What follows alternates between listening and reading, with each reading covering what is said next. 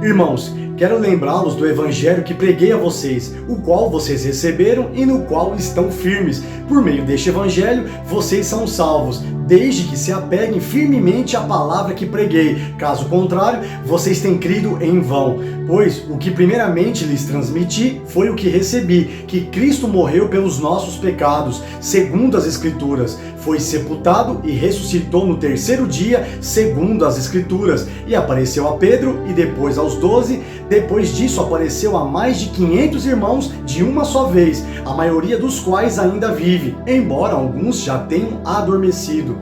Depois apareceu a Tiago e então a todos os apóstolos. Depois destes apareceu também a mim, como a um que nasceu fora de tempo, pois sou o menor dos apóstolos e nem sequer mereço ser chamado apóstolo, porque persegui a igreja de Deus, mas pela graça de Deus sou o que sou, e sua graça para comigo não foi inútil. Antes, trabalhei mais do que todos eles, contudo, não eu, mas a graça de Deus comigo. Portanto, quer tenha sido eu, quer tenham sido eles, é isso que pregamos, e é nisso que vocês creram. Ora, se está sendo pregado que Cristo ressuscitou dentre os mortos, como alguns de vocês estão dizendo que não existe ressurreição dos mortos? Se não há ressurreição dos mortos, nem Cristo ressuscitou. E se Cristo não ressuscitou, é inútil a nossa pregação, como também é inútil a fé que vocês têm.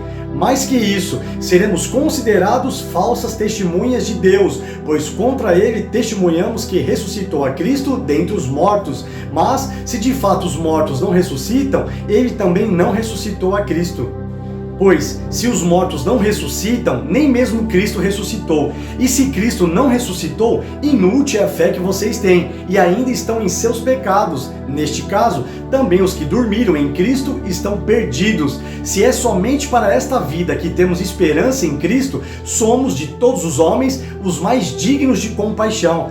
Mas se de fato Cristo ressuscitou dentre os mortos, sendo ele as primícias entre aqueles que dormiram, visto que a morte veio por meio de um só homem, também a ressurreição dos mortos veio por meio de um só homem. Pois, da mesma forma que em Adão todos morrem, em Cristo todos serão vivificados, mas cada um por sua vez. Cristo primeiro, depois, quando ele vier, os que lhe pertencem. Então virá o fim, quando ele entregar o reino a Deus, o Pai, depois de ter destruído todo o domínio, toda a autoridade e todo o poder, pois é necessário que ele reine até que todos os seus inimigos sejam postos debaixo de seus pés. O último inimigo a ser destruído é a morte, porque ele tudo sujeitou debaixo de seus pés. Ora, quando se diz que tudo lhe foi sujeito, fica claro que isso não inclui o próprio Deus, que tudo submeteu a Cristo. Quando, porém, tudo lhe estiver sujeito, então o próprio Filho se sujeitará àquele que todas as coisas lhe sujeitou, a fim de que Deus seja tudo em todos. Se não há ressurreição, que farão aqueles que se batizam pelos mortos? Se absolutamente os mortos não ressuscitam, por que se batizam por eles? Também nós, porque estamos nos expondo a perigos o tempo todo.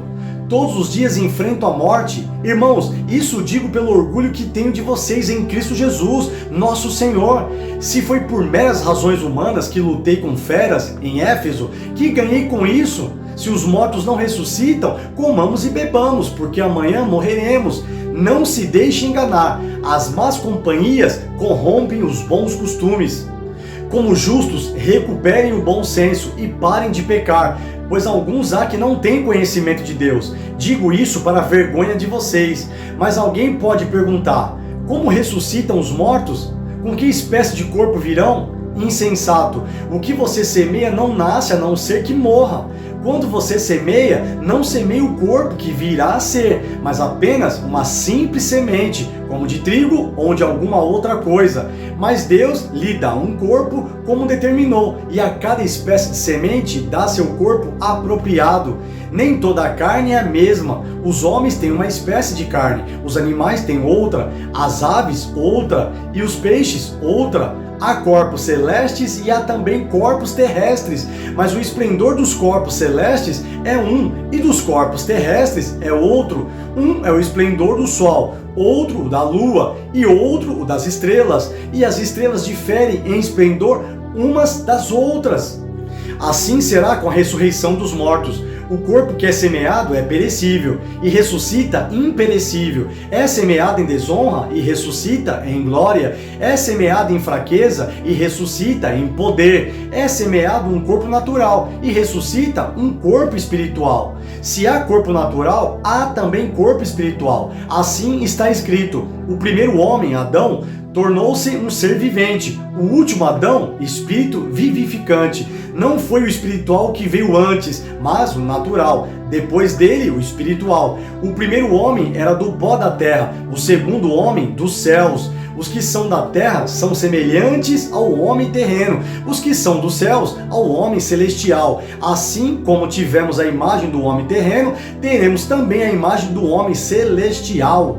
Irmãos, eu afirmo a vocês que carne e sangue não podem herdar o reino de Deus, nem o que é perecível pode herdar o imperecível. Eis que digo um mistério: nem todos dormiremos, mas todos seremos transformados, no momento, num abrir e fechar de olhos, ao som da última trombeta, pois a trombeta soará, os mortos ressuscitarão incorruptíveis e nós seremos transformados.